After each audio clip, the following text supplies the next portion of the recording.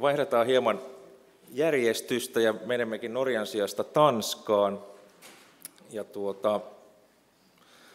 tutustumme Rockin Tanska-karttaan, kun dokumentointi, keruu ja tiedon välittäminen yhdistyvät. Eli Jakob Westergaard Madsen Tanskan rockmuseosta Roskildesta tulee kertomaan meille heidän projektistaan.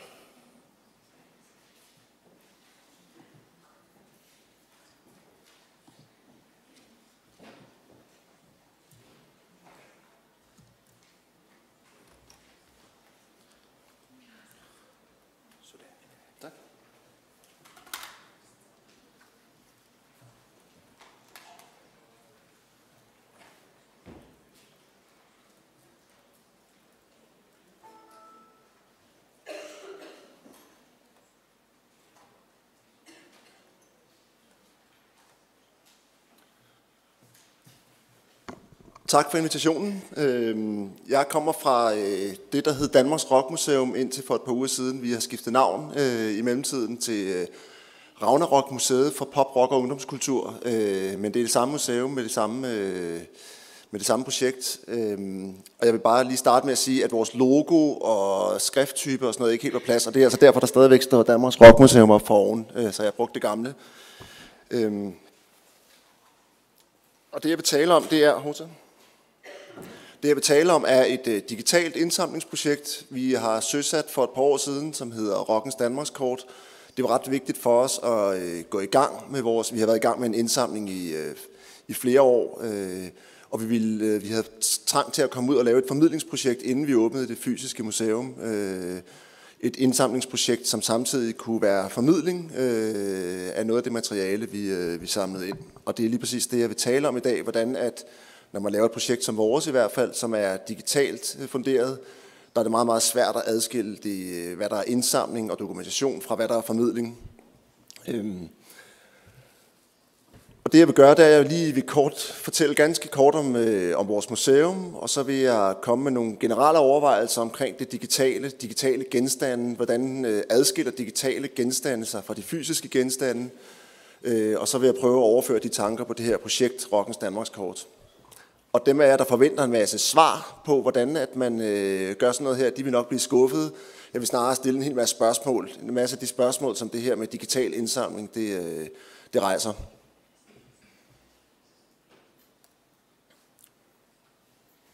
Ja, vores museum det har været undervejs i en del år.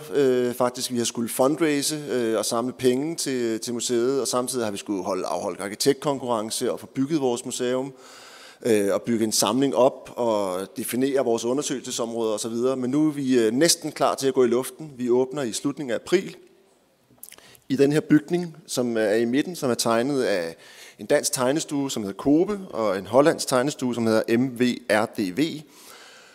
Og bygningen er færdig, og det vi gør nu, det er, at vi går simpelthen og er ved at planlægge, eller færdiggøre vores udstillinger. Udstillingerne kommer til at være oppe i anden og tredje sal, den del af museet, der ligesom kraver ud. Og det er selvfølgelig udstillinger, som er fysisk funderet i fysiske genstande, men det digitale spiller også en stor rolle. Vi har valgt at lave udstillingerne på den måde, at de i høj grad er tematisk opbygget, det vil sige, at man går fra tema til tema, og det kronologiske, som vi på et tidspunkt troede skulle fylde meget, det fylder stadigvæk rigtig meget sådan rent indholdsmæssigt, men rent fysisk fylder det ikke særlig meget, for vi har gjort det rent digitalt. Det er en digital installation, hvor du går igennem historien fra slutningen af 50'erne, hvor rock'n'rollen kommer til Danmark, og der opstår en egentlig ungdomskultur omkring den her nye musik. Og du vandrer så igennem årtierne og møder de nye musikalske strømninger og ser på, hvordan at musikken afspejler det samfund, der udvikler sig ved siden af. Og i og med, at vi gør det digitalt, gør, at vi også hele tiden kan opdatere den her del af udstillingen. Vi kan få de nyeste udviklinger med. Det er jo klart, når man laver et samtidsmuseum som vores, er det vigtigt også hele tiden at kunne reflektere, hvad der sker her og nu. Og det giver den her digitale formidlingsform altså nogle muligheder for.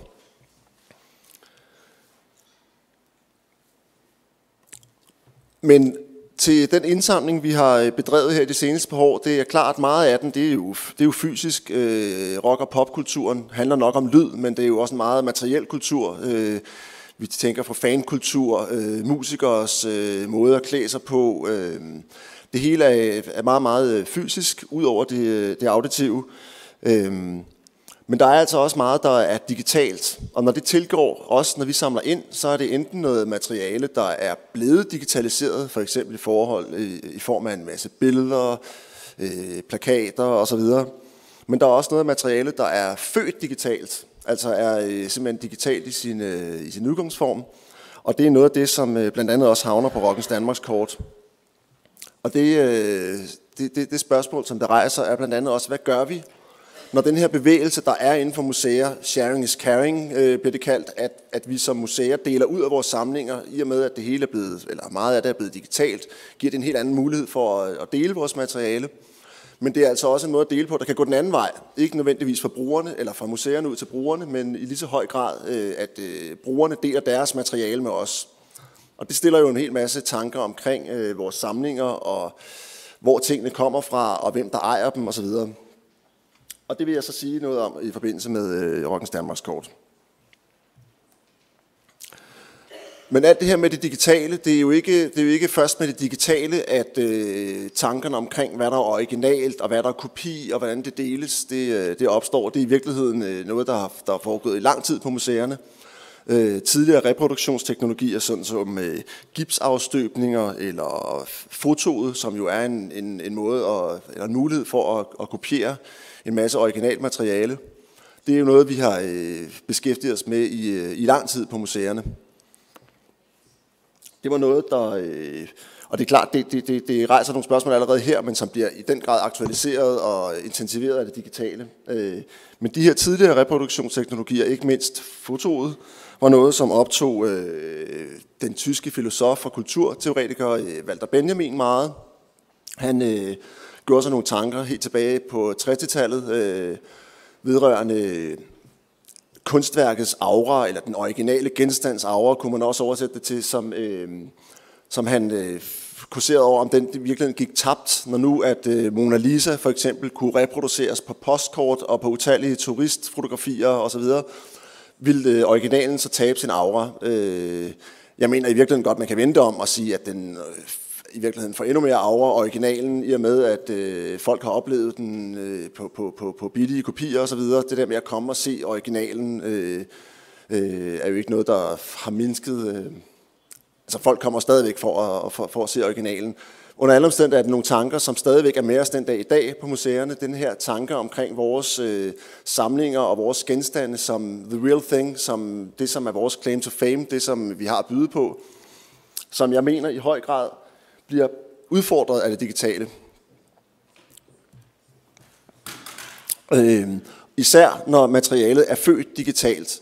Det er noget, man for eksempel ser inden, og det er jo ikke kun inden for museerne, vi ser det her, det er i høj grad inden for eksempel for musikforbrug, hvor man ser det. Vi kender alle sammen nutidens streamingtjenester, og hvordan de er opstået som et svar på musikforbrugernes måde at bruge nye teknologier på. Det, at man overhovedet kunne digitalisere musik, nemt overføre det og dele det med hinanden, var jo i flere år en ulovlig virksomhed, men brugerne var ligeglade, de gjorde det alligevel. Det er jo lidt nogle af de samme udfordringer, vi står for med vores digitale samlinger i virkeligheden. Men man ser det på jeg har taget et eksempel med her fra en musiktjeneste, som hedder Redigi, som står for Recycling Digital. Det er en slags digitalt second-hand musikdelingstjeneste, hvor at du kan sælge din digitale musikkopi. Du kan, hvis jeg har købt et album som en fil, eller et nummer som en fil, så kan jeg gå ind på den her tjeneste og sælge det, eller jeg kan købe andre brugeres brugte filer.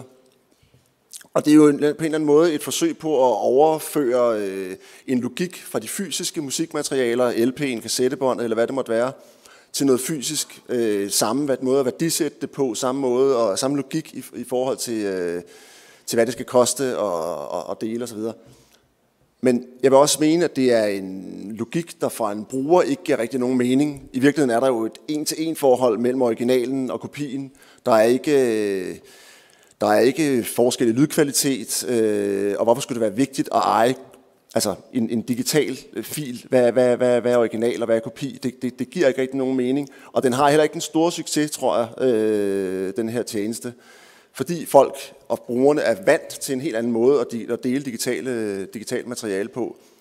Samme udfordring står vi med. Vi står med nogle brugere, som er vant til at dele materiale, og de er i bund og grund ligeglade, om det bliver delt ulovligt eller lovligt. Det flyder derude, og man bruger det, og man deler det med sine venner. Og det giver altså nogle udfordringer.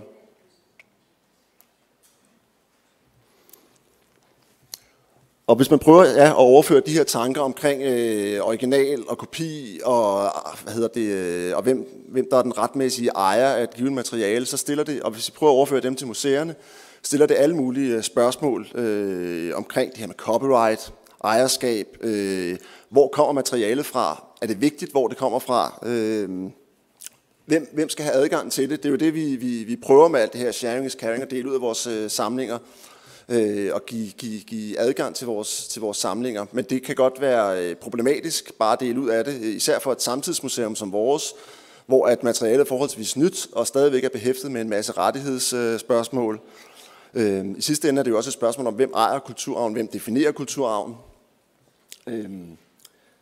Ja. Og med det vil jeg gå til vores projekt Rockens Danmarkskort, for det aktualiserer rigtig mange af de her spørgsmål. Jeg tager lige en tår vand.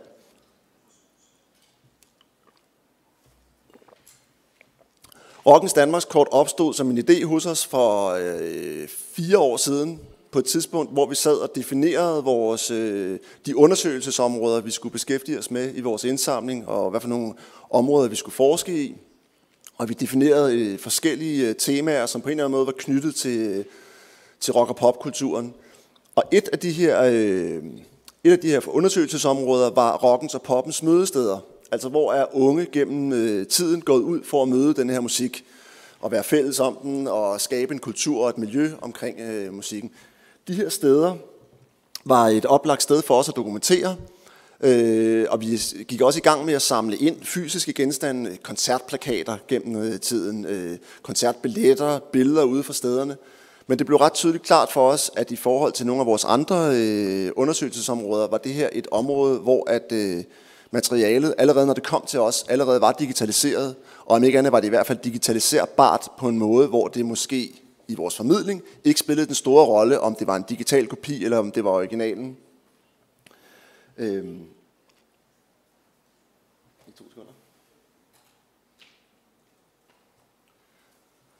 Og tanken var også samtidig, at det er et område, hvor at det materiale, som kan dokumentere historien, i høj grad er ude hos brugerne allerede, hos de musikere, der har spillet der, hos de fans, der er gået til koncert ude på stederne, hos de spillesteder, der stadigvæk eksisterer. Og derfor tænkte vi, hvis vi nu gør det her til et digitalt indsamlingsprojekt, så kan vi komme meget længere ud. Vi kan få indsamlet meget mere materiale.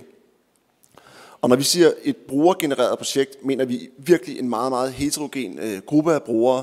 Det er lige fra gårsdagens koncertgæst, som har været til en koncert på et spillested, og har taget et billede, som på den ene eller den anden måde viser det her steds karakter, til lokalarkiver, der ligger inde med materiale tilbage fra 50- og 60-tallet, til eksisterende spillesteder, som ligger inde med en masse materiale og har en interesse i at dele det med os. Så da vi fra start af gik ud og kaldte det et brugergenereret projekt, var vi godt klar over, at det her med brugere, det var en meget, meget bred gruppe.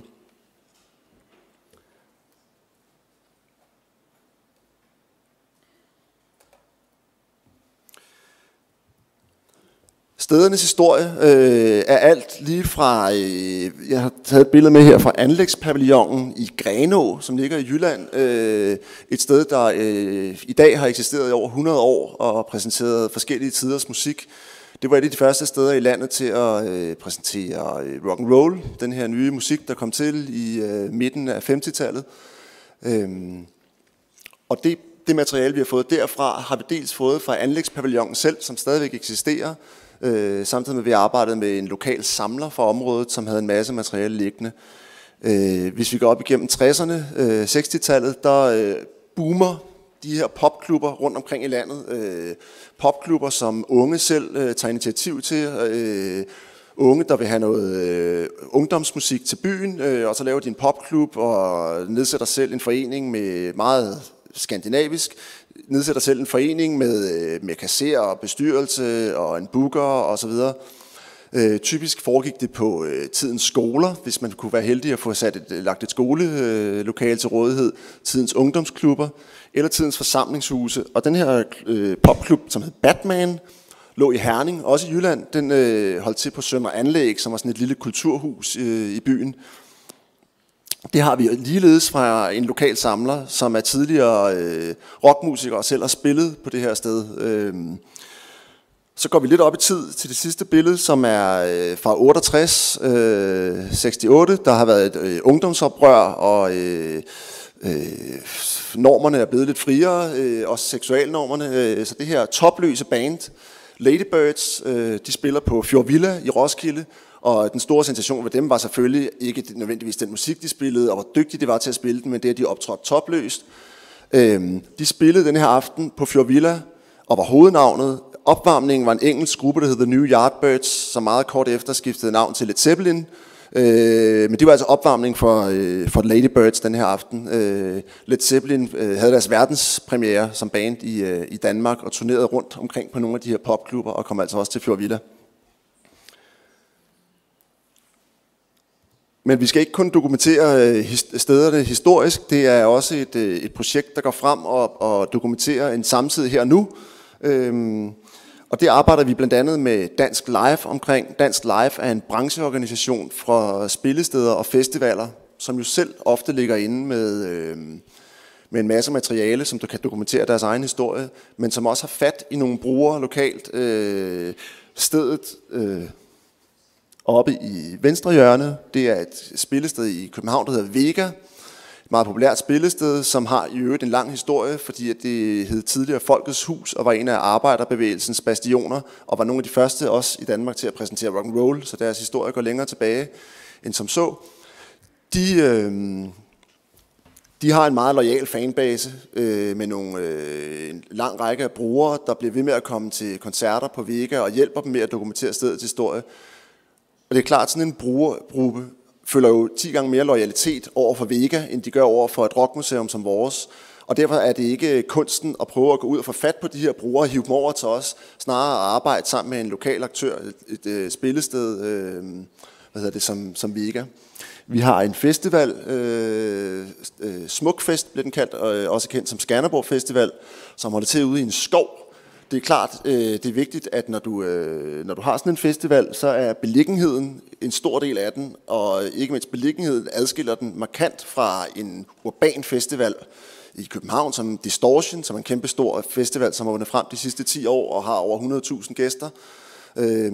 Det her med den urbane festival over for en festival, som er placeret ude i en skov, at der har vi også nogle muligheder for, når vi samler ind på det her Rockens Danmarkskort, at sammenligne nogle ting, hvis vi oplister dem, netop fordi det er digitalt. Altså sådan et billede som det her kan jo tagges på forskellige måder, festival, Skanderborg og så videre, og det øjeblik det stod sammen med et andet billede, som også er tagget festival, har vi lige pludselig en mulighed for at trække noget materiale sammen på tværs af geografi. Det nederste sted er fra et toilet på et spillested, der hedder Stengade. Spillestedets toiletter er en genre for sig, og det er også noget, vi går ud og dokumenterer med det her projekt. Tanken har fra start af været altså at have en eller anden form for kortfunktion, som gør, at du kan zoome ind på kortet, som vi kender det fra Google Maps og forskellige andre lokationsbaserede tjenester. At du kan simpelthen zoome ned på en specifik adresse, og hvor du finder et spillested. Og så går du ind på det her spillested og får dets historie fortalt i lyd og billede og tekst osv. Og det vi har gjort, og det har været ret vigtigt for os netop at have den her kortfunktion med, fordi at vi vil meget gerne vise, at vi er et nationalt museum, som faktisk dækker hele landet. Normalt bliver pop- og rock-historien fortalt som sådan en storbyhistorie. Det er der, at de store bands kommer fra. Det er der, at de store studier har befundet sig. Det er der, at mange af de vigtige spillesteder har befundet sig. Men det er virkelig en kultur, der når ud i hele landet i løbet af 60-tallet. Så hele det her med at få randområderne med også er enormt vigtigt i et projekt som det her. Vi er gået ret forsigtigt frem. Vi har lavet en såkaldt beta-version, ret bevidst, både økonomisk, fordi vi ikke fik en særlig stor sum penge. Vi fik nogle modningspenge fra Kulturstyrelsen i Danmark til at lave den her beta-version. Og det har vist sig rent metodisk at være en rigtig god ting, fordi vi gerne vil lave en iterativ proces, hvor vi ligesom kunne prøve nogle ting af, inden vi lagde os fuldstændig fast på formatet. Så vi har lavet den her, den her beta-version i samarbejde med en række brugere, hvor vi har samlet faktisk nogle unge koncertgængere, som bare er vilde med musik og vilde med at gå til koncert.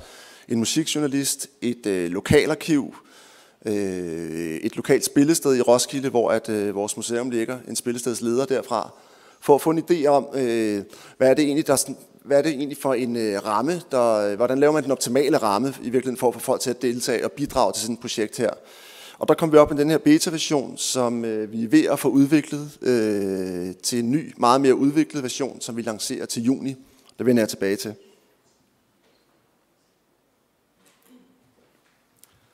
I første omgang er der faktisk ikke engang nogen kortfunktion. Den kommer i næste runde. Det var, hvad der kunne blive til rent økonomisk. Den blev vi simpelthen nødt til at skære fra.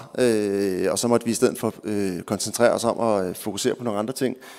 Det er blot en liste over de steder, vi har materiale fra. En alfabetisk ordnet liste.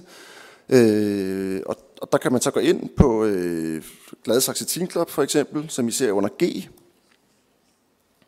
Gladsaxe Teen Club var det sted, at det var en lokal. Gladsaxe er en lille, eller det er en københavnsk forstad, som rummede den her Teen Club fra 1963-63 og tid ud, og de er blandt andet kendte for at være dem, altså det sted, hvor Led Zeppelin, som jeg talte om før, de spillede deres allerførste koncert nogensinde.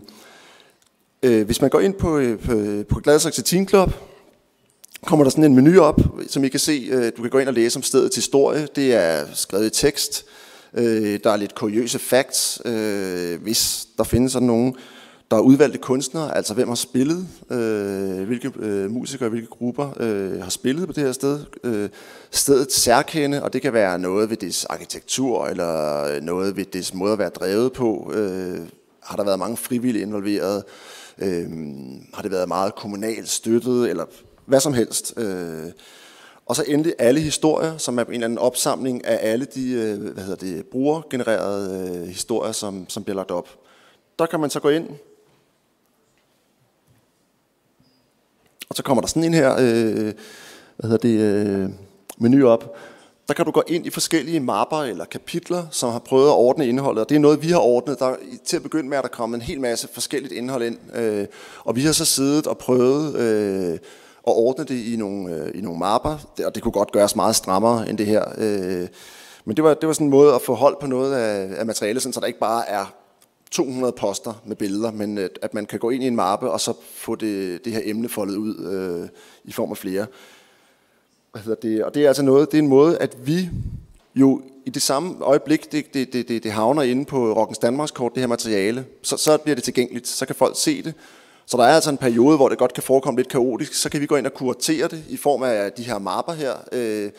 Og i det øjeblik, vi gør det, så er vi jo allerede i gang med at formidle materialet. Og brugerne er jo også med til at formidle det selv. Det er ikke bare et spørgsmål om, at man loader et billede op. Der må meget gerne følge en historie med om, hvad er det, vi ser her. Hvis man nu går ind på Go-Go-dansere, det var der et kapitel, der hed.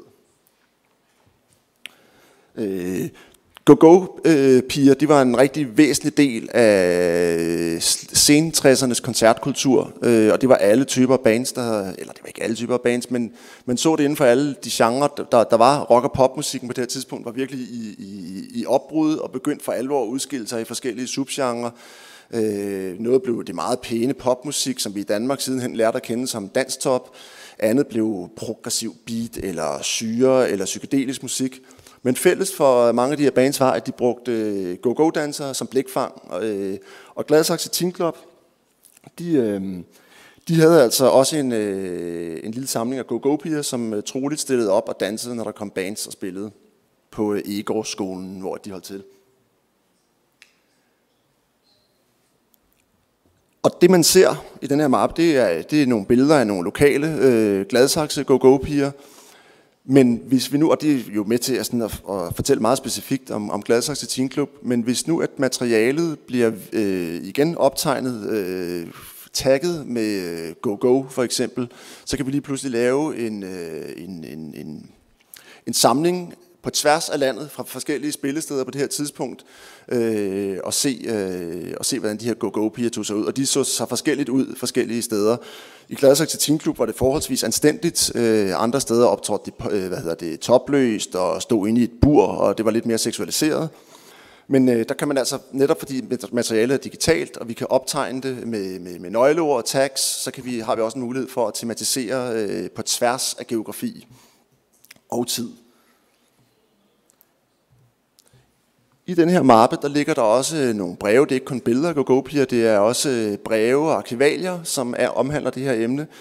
Det er materiale, som stammer fra lokalarkivet i Gladsaxe, men som er kommet til os via en historiestuderende, som skrev sit universitetsafgangsspeciale omkring den her popklub. Han har så samlet materialet for os, og det er så havnet på vores platform. Og det er altså også en måde ligesom for os, det fortæller lidt om, hvordan vi får materialet ind. Det er ikke nødvendigvis sig selv, der er inde og suge det hele. Det er simpelthen ved at samarbejde med folk, enten lokale kræfter, eller en fyr som ham her, som har en forskningsmæssig interesse i stedet. Men vi ser et brev, som er skrevet til Teen Clubben 11. september 1967, og der står: hvorfor er der altid de samme go-go-piger, I har til at danse? Det er så kedeligt at se på. Det er for ensformigt. Hvad med at lave en konkurrence blandt Teen Clubbens piger, så man for eksempel har 5 go-go-piger, der kan skiftes hele vinteren? Med venlig hilsen Henrik Thomsen, ivrig tilhænger af piger, der danser godt. Og han er altså en lokal dreng, som sandsynligvis kender dem, og det er sandsynligvis hans bekendte, der har stået for den her klub. Det var jo meget lokalt, men han havde også en tilsvarende popklub i mange af de andre københavnske forsteder. Brøndby Popklub blandt andet. Og nærmest som et svar på ham her Henriks henvendelse, kan vi så se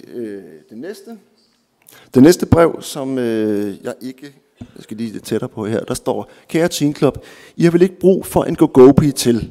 Jeg har altid godt kunne tænke mig det, og efter mine kammeraters udtalelse skulle jeg danse godt. Jeg er 177 cm høj, hvis det betyder noget. Min adresse er, og den har vi så sløret, jeg glæder mig til at høre fra jer, hilsen Vibeke. Som fortæller noget om en af de her normale brugere af popklubben, som kommer der og har lyst til at bidrage lidt mere.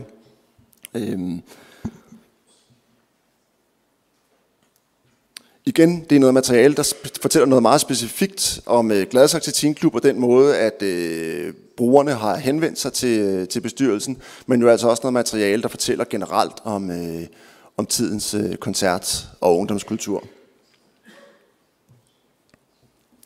Så har vi et andet eksempel fra den her liste, hvor det første eksempel her var noget, vi har samarbejdet altså med et lokalarkiv og en specialstuderende om. Så er det næste projekt noget, vi har arbejdet med dels Studenterhuset selv i Aarhus, som lå inde med noget materiale, men også den gamle by i Aarhus. Den gamle by har også fået byens lokalmuseum ind under sig, og de har altså en interesse i at dokumentere Aarhus bys historie. Og der har de et fokus nu her på blandt andet fodbold og populærmusik i forbindelse med, at de er ved at forberede deres nye udstillinger i 2017, hvor Aarhus bliver europæisk kulturby. Og de hørte, at vi snakkede med dem og fortalte, at vi havde det her dokumentationsprojekt kørende, og de var enormt interesserede og havde fuldstændig samme interesse som os i at afdække de her lokale steders historie. Deres interesse var ud fra en eller anden mere lokalhistorisk interesse, hvor vores er selvfølgelig national, og vi har et lidt bredere fokus end dem, men selve det at få det dokumenteret, er vi fuldstændig fælles om. Og de har som lokalt museum måske nogle andre relationer til byen, til musikere fra byen, til byens spillesteder, og kan derfor nemmere komme igennem end vi kan. Så de har sat sig ned og samlet en hel masse materiale på byens spillesteder, både tidligere spillesteder og nuværende spillesteder. Så man kan gå ind i den her mappe, hvor der er forskellige koncertbilleder fra Stakladden. Mappen viser ikke kun, det er ikke sådan detaljebilleder af de bands, der har spillet der nødvendigvis. Snarere kunne den hedde stedets arkitektur eller publikumsbilleder, fordi det der er i fokus er i virkeligheden ikke, man kan lige se en enkelt musiker op på scenen fra bandet The Green Lives, men det er ikke nødvendigvis ham, der er det interessante her. Det er i virkeligheden det vi får ud over salen, dens arkitektur, nogenlunde hvor mange mennesker der kan være der. Og hvis vi går videre, har vi nærmest et tilsvarende billede, bare taget om bag for scenen. Det er et andet band, der er på her, The Broken Beats. Men igen er det ikke dem, der er i centrum, de står med ryggen til. Vi får et blik ud over lokalet fra den anden side. Et tredje billede, det er Turbo Weekend, et tredje dansk band, der står på scenen. Men det interessante her kunne lige så godt være belysningen. Vi får et indtryk af, at Stakladden eller Studenterhus Aarhus er et sted, som har lysudstyret i orden. Og hvis man nu tog det her billede og taggede det med Turbo Weekend og stedets navn osv., men også med sådan noget som lysshow, så kunne man sammenligne forskellige nuværende spillesteder og deres gear ud i lys, men også prøve at sammenligne det med for eksempel et af de tidligere billeder, jeg viste fra anlægspavillonen i Grenaa. Et billede, der er taget i 1956-56, som var på et tidspunkt, hvor at lys overhovedet ikke spillede en rolle. Måske har der lige været en enkelt projektør ned, så man kunne lidt tydeligere kunne se, hvem det var, der stod på scenen. Men det her med lysets betydning som en ret afgørende del af nutidens koncertkultur, det er noget, der først kommer senere. Og dermed kan vi altså sammenligne igen digitalt materiale, og fordi det er digitalt på tværs både af geografi, men også på tværs af tid, og se en udvikling, der er altså et tidsperspektiv, en udvikling i koncertkulturen. Og her har vi et billede mere, som igen fortæller, det var faktisk først for nylig, jeg opdagede, at der overhovedet stod en musiker. Han står ude til venstre, det er Wafande, men det er jo igen stedet og publikum, der er i centrum her.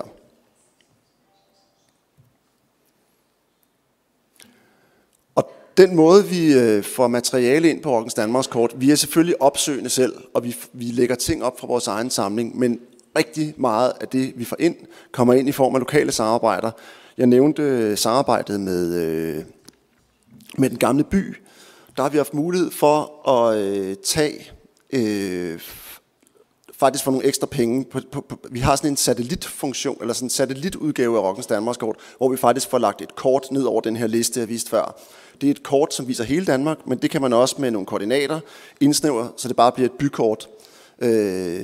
Den Gamle By i Aarhus, de har ikke nogen interesse i, som sådan, i hvad der sker koncertmæssigt i Esbjerg.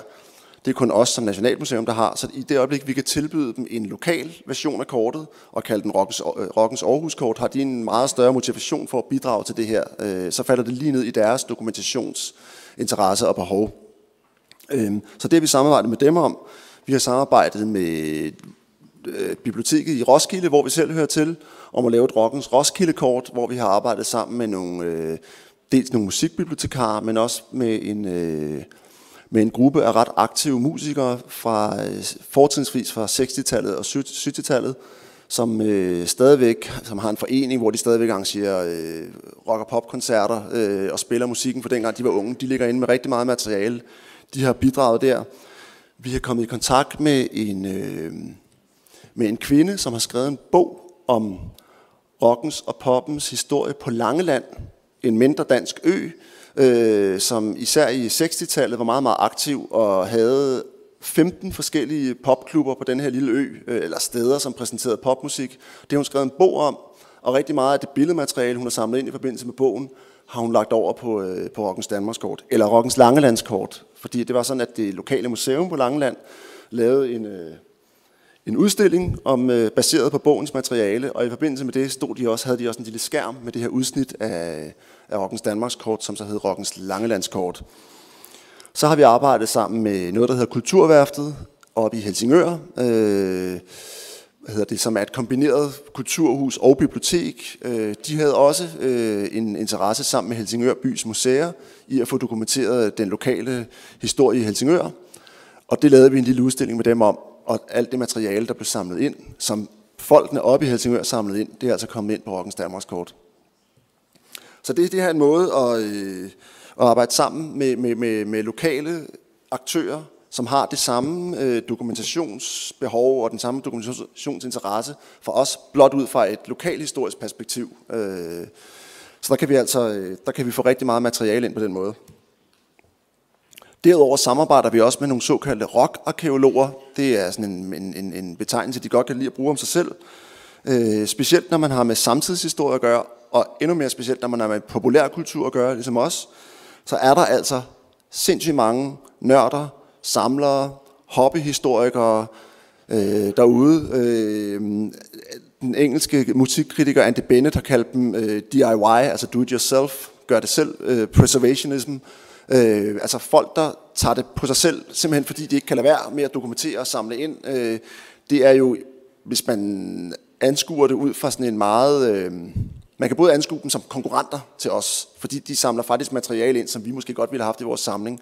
Men det øjeblik, materiale er digitalt, synes jeg, det er fuldstændig ligegyldigt. Der er det bare om at omfavne dem, og bruge dem, og bruge det, de samler ind, det de har, og den viden, de har, som er jo på et detaljeniveau nogle gange, som vi slet ikke kan matche, fordi de har gravet sig fuldstændig ned i en eller anden lokal historie.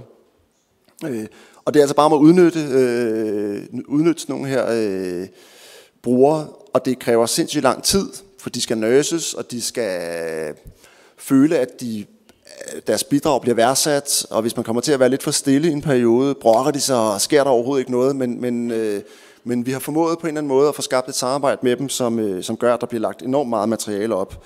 Jeg har materiale her fra de sidder typisk med en lokal bys historie. Det her materiale, det er fra Hvidovre, endnu en københavnsk forstad, som havde deres egen festival en 7-8 år i træk. Og det er et billede fra festivalen fra 7-1 af det her billede, og det er jo et meget tidstypisk billede.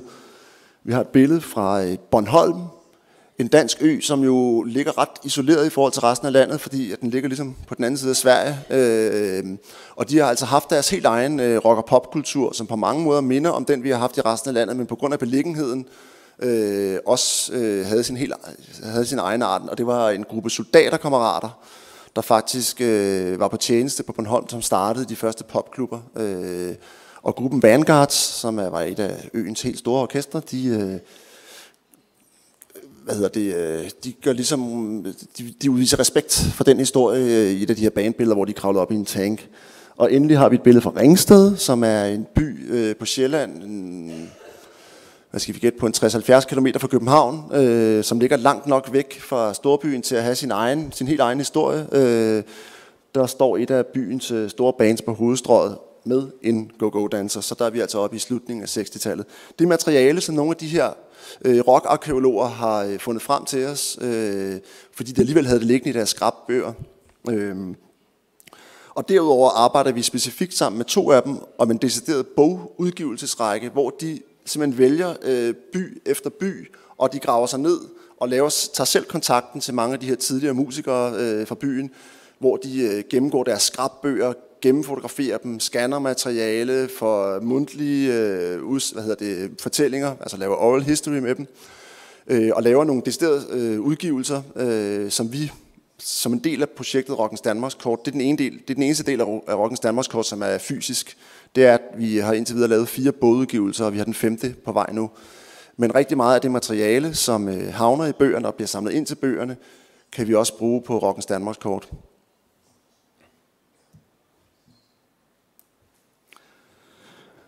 Vi er som sagt i gang med at forberede næste version af Rockens Danmarkskort, version 2.0, som vi håber på at lancere i juni måned, det vil sige 1,5 måned efter det fysiske museum er åbnet. Og der har vi fået ekstra penge, både fra Kulturstyrelsen, men også fra en række festivaler og musikerorganisationer, som godt kan se, at det er også deres historie, vi er med til at formidle. Så der kan vi lave en mere sofistikeret version af det her projekt. Blandt andet vil der komme en decideret kortfunktion på. Der vil være en tidslinje, så man kan scrolle sig op igennem tid, og se, hvordan at forskellige steder i landet i perioder er meget aktive, og så dør det måske lidt ud i perioder for at blusse op igen. Der skal være flere sociale funktioner på, det vil sige for brugerne. Den eneste mulighed, der har været på beta-versionen for at bidrage, var, hvis du decideret havde et billede, eller en lydsnas, eller et eller andet. Men vi påskynder lige så meget, at folk går ind og blander sig i debatter, og prøver at komme med ekstra oplysninger til noget materiale. Eventuelt kan de også være med til at tagge det, sådan så at vi involverer brugerne i noget af det her, altså registrering af materialet. En mere sofistikeret stilisering, og det er med reference til Nina Simon, som er den amerikanske bruger. Altså, hun har skrevet lange bøger og blogs om, hvordan man involverer brugere, og hun opererer meget med begrebet stilisering, scaffolding, som gør, at den ramme, du giver brugere for at deltage, den skal ikke være fuldstændig fri. Jo strammere den er, og jo mere klar opgaven er, jo mere kan folk faktisk også udfolde sig frit og kreativt inden for den her ramme. Og der prøver vi i den næste version af Rockens Danmarkskort at lave noget, der kan appellere mere til folks lyst til at bidrage. Så arbejder vi også meget med det her med metadata. Jo mere materiale, jo mere metadata vi kan få om et givet billede, det øjeblik, de bliver lagt op, jo bedre er det for os. Ellers skal vi ud og gøre det bagefter. Så hvis man kan lave en eller anden struktur, hvor at det allerede, altså det øjeblik, du som bruger loader et billede op, der skal du faktisk også skrive nogle oplysninger ind om materialet, jo bedre. Men der har vi også en potentiel konflikt, for det skal også være nemt for brugerne at deltage, og det skal ikke afholde nogen fra at smide et billede op, hvis de føler, at det skal være vildt besværligt at gå ind og skrive en masse metadata. Så der er vi i gang med vores udviklere med at finde en model for det. API-teknologi, det er virkelig noget, der muliggør den her lokale tilpasning af kortet. Integration med andre sociale medier. Vi prøver på at hive billeder ind fra Instagram. Det vil sige, i virkeligheden være der, hvor brugerne er, og hvor de i forvejen lægger materiale op. Det er sådan lidt utopi, at vi som museum skulle være centrum for alt, og give folk lyst til at bidrage hos os. Hellere hive materialet ind fra, hvor de er i forvejen, så vi kan virkelig feede ind i forskellige Instagram, for eksempel Instagram-billeder. Og så skal vi også have en mulighed for løbende at lave kampagner, for eksempel melde ud på Rockens Danmarkskort. I den her måned er vi ude efter at dokumentere, nu nævnte jeg go-go-pigerne før, det kunne også være campingkultur på festivalerne, og så laver vi et call for det, og så kan folk bidrage med det, så vi kan bruge det mere aktivt. Men det er som sagt til juni, at den næste version af det her sker, og det ser vi virkelig også som en beta-version. Vi vil gerne udvikle det endnu mere, men det tror jeg virkelig også er det er en lektie, at når man har med de her digitale platformer at gøre, i virkeligheden ikke at tro, at man kan lave en færdig, samlet platform, som har svaret på alt, men på en eller anden måde må prøve sig lidt frem og se, hvad der virker. Vi vil også lave flere udgivelser. Jeg nævnte de her lokalhistoriske udgivelser, fysiske bøger før. Og så bliver projektet også fulgt af en forsker. Allerede beta-versionen blev til i samarbejde med en Ph.D.-studerende, en etnolog, som fulgte vores projekt. Det, der var interessant for hende, var, hvordan man skaber viden sådan i krydsfeltet mellem eksperterne på museet, og nogle af de forskere og journalister, vi arbejder sammen med, og så den helt almindelige bruger. Hvad er det for en viden, der opstår? Hun var involveret i nogle af de workshops, vi holdt, inden vi udviklede beta-versionen, og var faktisk med til at have medindflydelse på, hvordan platformen blev. Vi får nu en postdoc-stilling, som følger den næste etape af projektet. Det er selvfølgelig enormt privilegeret for os, på den måde at kunne arbejde sammen med og observere, få nogle andre til at observere, hvordan at brugerne interagerer med den her platform. Så arbejder vi også på at få lavet en fysisk version på museet. Det her billede, det er fra Rockheim. Jeg har lige set på deltagerlisten, at der er nogle af vores kolleger fra Rockheim i Norge. Hej derude. Hej. Billedet er fra Rockheim, hvor man kommer ind, og der er et kæmpe Norgeskort. Jeg ved ikke, om det stadigvæk er der. Det har vi været meget inspireret af. Vi synes, at det kunne være fedt, når man kommer ind i foyeren på Danmarks Rockmuseum, at der også er et stort Danmarkskort med fortællinger fra hele landet. Det kan vores, vi har en ret spektakulær arkitektur, og det vil simpelthen ødelægge arkitekturen, hvis vi klasker sådan et kort op. Så i stedet for, så har vi placeret det ude på toiletterne, hvor at man kommer ind, og så er der et Danmarkskort, hvor der flyder, altså highlights, kuraterede highlights, som vi selv har udvalgt, billedmateriale fra forskellige steder i landet, for at vise den her mangfoldighed og den geografiske spændvidde i projektet. Og når du så sætter dig ud på et af toiletterne og lukker døren, så får du hvis det er det ene toilet, så får du en lydfortælling fra Saltlageret måske, som var et ikonisk dansk spillested for punkmusikken. Og et andet sted, der er det måske et provinsdiskotek, hvor du får en lydfortælling derfra. Så vi ligesom får det formidlet fysisk også, det her projekt. Til sidst, hvad skal vi stille op med alt det her materiale i forhold til vores samling? Det er jo et kæmpe indsamlingsprojekt, og vi havner med rigtig meget materiale. Det er ikke nødvendigvis det hele, der er en kvalitet, som gør, at vi vil indlemme det i vores samling. Der kan også være noget af det, der simpelthen er behæftet med nogle betingelser fra brugerne, som gør, at vi ikke bare uden videre kan indlemme det i vores samling.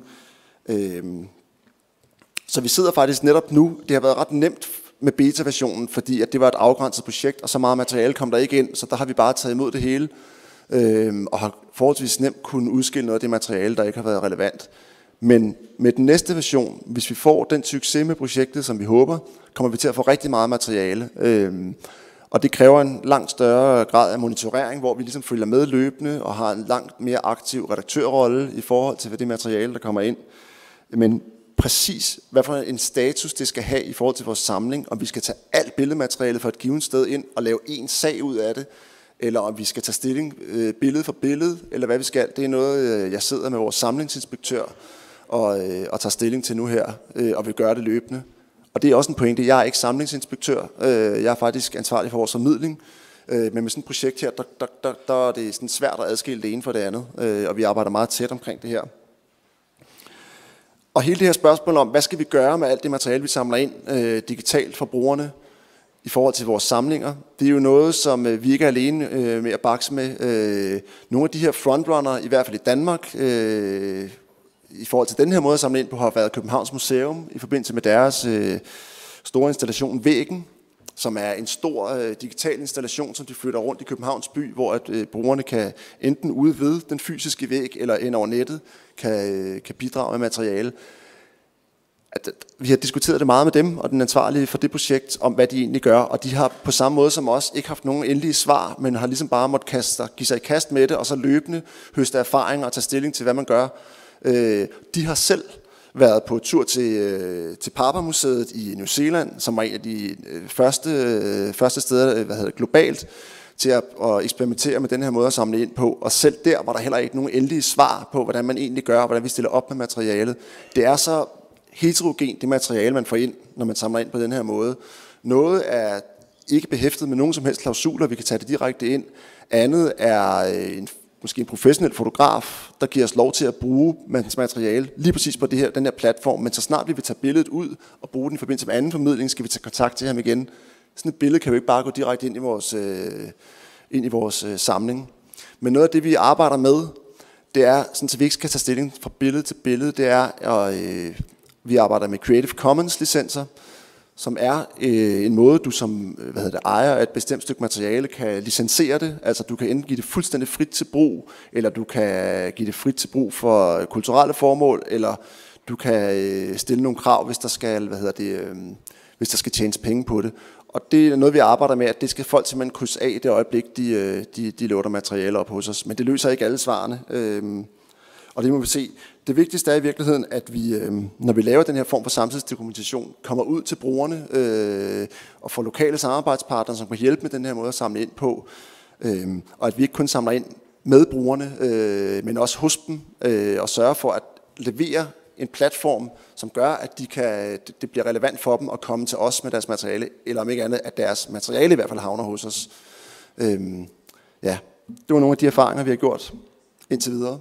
Og vi glæder os til at præsentere det for jer til juni, når næste version åbner. Ja.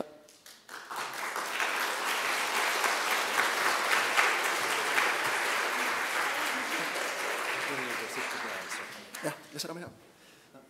Kiitos. Tämä oli hyvin katuuskottava ja inspiroiva aloitus meidän seminaarille, mikä on hienompaa kuin kuulla heti rockia alkuun. Nyt meillä on kommenttipuheenvuorona Hanna-Kaisa Melaranta Varkauden museosta. Hanna-Kaisa, ole hyvä.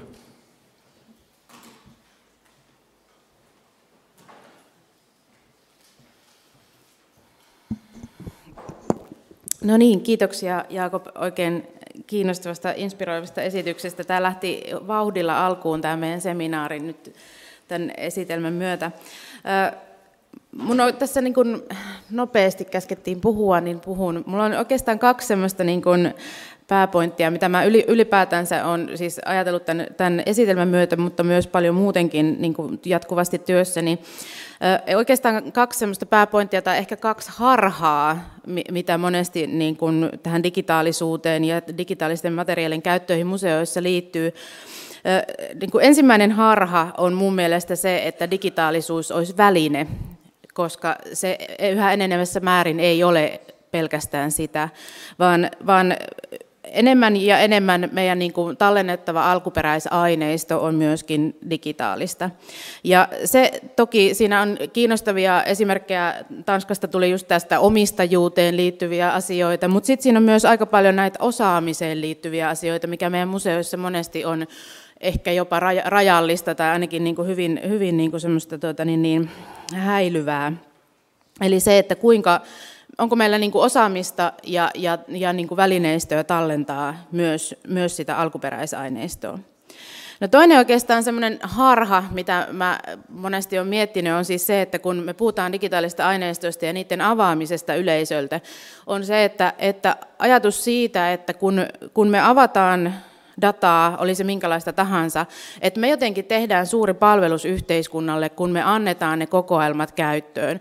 Mutta siis ajatushan on mun mielestä niin kuin aivan päinvastoin, eli se, että kun me avataan se data yleisölle, niin me tietyllä tavalla me myös tunnustetaan se, että me tarvitaan sitä yleisön apua. Me tarvitaan sen yleisön apua ja me tarvitaan sitä yleisöä sillä, että me saadaan sekä siihen tiedon rikastamiseen ja siis siihen varsinaiseen asiantuntijuuteen niin kuin teemoittain, mutta että me tarvitaan myös siihen tallentamistyöhön yleisön ja meidän yhteisöjen apua ja sitten myös siihen digitaaliseen osaamiseen.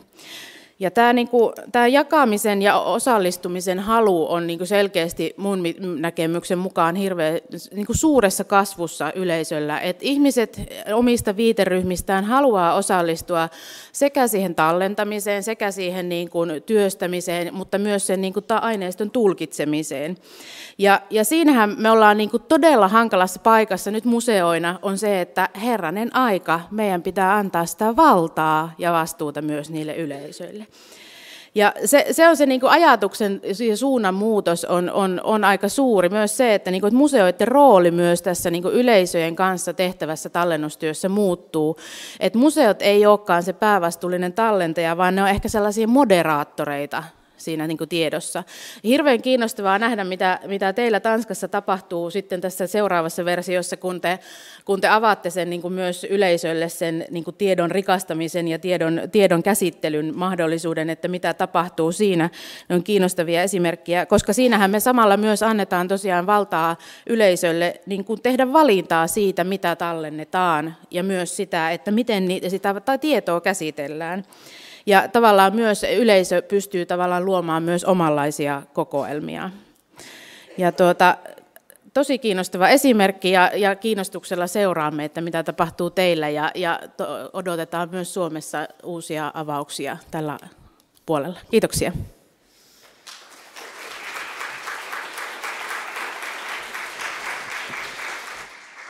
Toimiiko tämä? Joo, meillä on aikaa ottaa ehkä 1-2 nopeata kysymystä, jos joku haluaa kysyä aiheeseen liittyen jotain.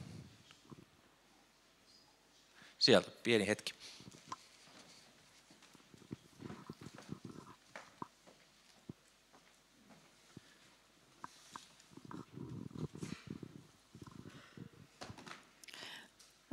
Mulla ei oikeastaan ole, mä oon Johanna Lehtovahtara Turusta, Abaavetus Ars Nova-museosta. Mulla ei oikeastaan kysymystä, vaan vielä tuohon Hanna-Kaisan viimeiseen toteamukseen lisäisin vaan sen, että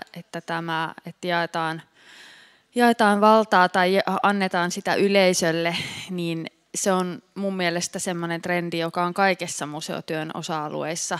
Ja se on hyvä asia, mutta meillä on pitelemistä itsemme kanssa, miten me uskallamme sitä antaa. Et yleisöhän haluaa yhä enemmän tietää lähteistä, mitä näyttelyissä käytetään, ja yleisötyön erilaiset muodot on koko ajan vaan kasvussa, ja se on hyvä asia.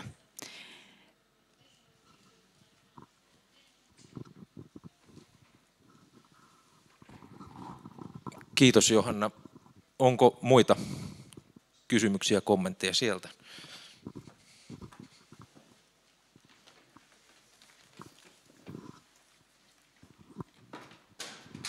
Hei, Agnes Aljas Viron kansallismuseosta. Mä halusin kysyä, että paljonko teillä oli osallistujia siellä databaseen niin osallistuja, niin ihmisiä, joka sinne latasi sitä materiaalia. Ja onko sitä mahdollista haavistaa, että miten niin rokki-ihmisten ajatus museosta ja niin sen rokkiperintön institutionalisoimisesta vaikuttaa oikeasti siihen, miten sitä materiaalia tulee? Että miten tärkeä niille se museo on, joka on siellä osallistunut? Ja. Jeg har ikke et præcist tal over, hvor mange der har uploadet materiale. Det er fordi vi har arbejdet med det som en beta-version, så har vi bevidst arbejdet med en lidt mindre brugergruppe, som vi har prøvet at trække til os, og vi har arbejdet med, hvad kan man sige, nogle superbrugere, som har haft rigtig meget materiale, som de gerne vil dele med os, mens at vi håber på med den næste version også at nå en anden slags brugere, som ikke nødvendigvis er superbrugere og ikke nødvendigvis lægger materiale op, men som bare hjælper med at være med til at tagge et enkelt billede, eller komme med en kommentar, en korrektion til en eller anden oplysning, der er om noget materiale. Jeg har ikke det præcise tal, men vi har haft mulighed for, det andet spørgsmål, du stiller omkring, hvad det betyder for folk, det har vi jo haft mulighed for, fordi vi har været så privilegeret at have hende her, den Ph.D.-studerende, som har fulgt materialet, så hun har i høj grad kunne gå ind i materialet og analyseret på det, og har også lavet opfølgende interviews med mange af deltagerne, hvor man virkelig får en fornemmelse af steders betydning også. Normalt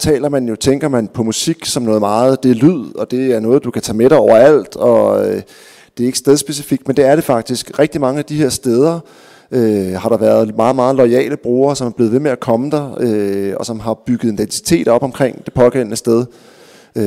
Så det er faktisk noget, altså nogle af de bidrag, der er kommet, har man godt kunne læse nogle ting ud af det. Jeg ved ikke, om det svarer på dit spørgsmål.